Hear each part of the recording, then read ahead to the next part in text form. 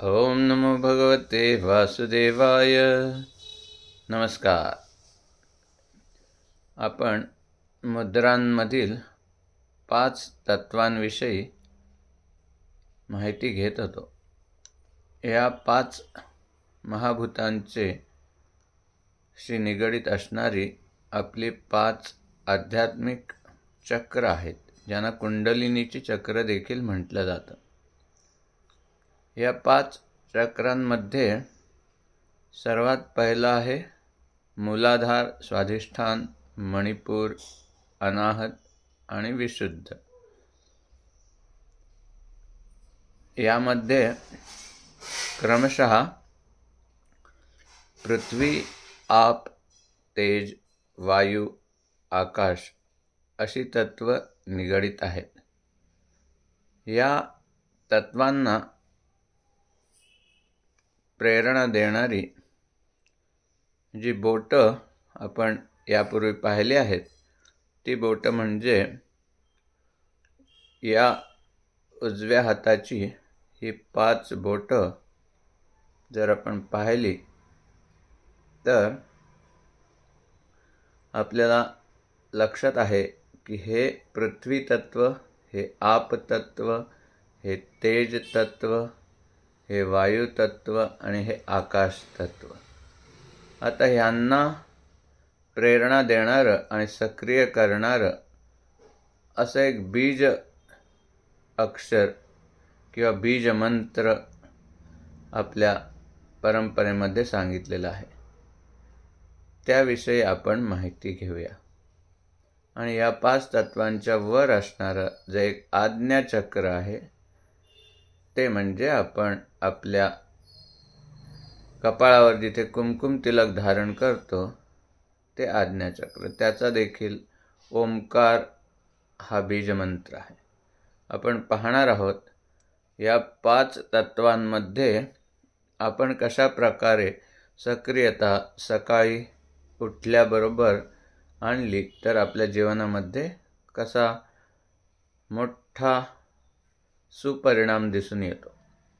हे 5 तत्व आहेत. या 5 तत्वांमधील पहिलं तत्व आहे पृथ्वी तत्व.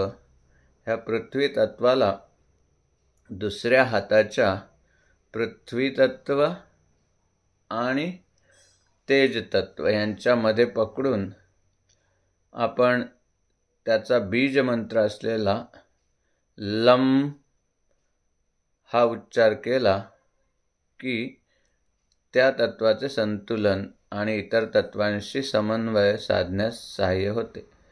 यासाठी मी सांगतो कसा उच्चार करायचा. लम हे अनामिका बोटाचं टोक दुसऱ्या हाताच्या अनामिका आणि अंगठा याच्यामध्ये पकडलं आणि चेपून धरून ठेवल्यानंतर 11 वेळा लमचा उच्चार करायचा आहे. मी आता 11 वेळा दाखवत नाही तर 3च वेळा दाखवतो. Lump lump lump. यानंतर लम हे झालं पृथ्वी तत्वाचं बीजमंत्राचं उच्चारण. हे आहे वम. दुसरं आहे आप किंवा जलतत्व. त्याच्या आप तत्वाची करंगळी दुसऱ्या हाताची आणि अंगठा अग्नी तत्वाचं ह्याच्यामध्ये पकडून लम लम लम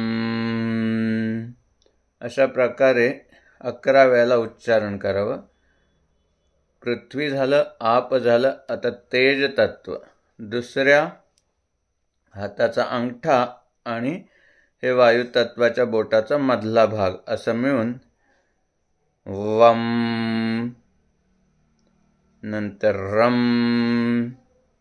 वम हा उच्चार झाला जलतत्वाचा आणि तेज किंवा अग्नितत्वाचा उच्चार आहे रम रम रम.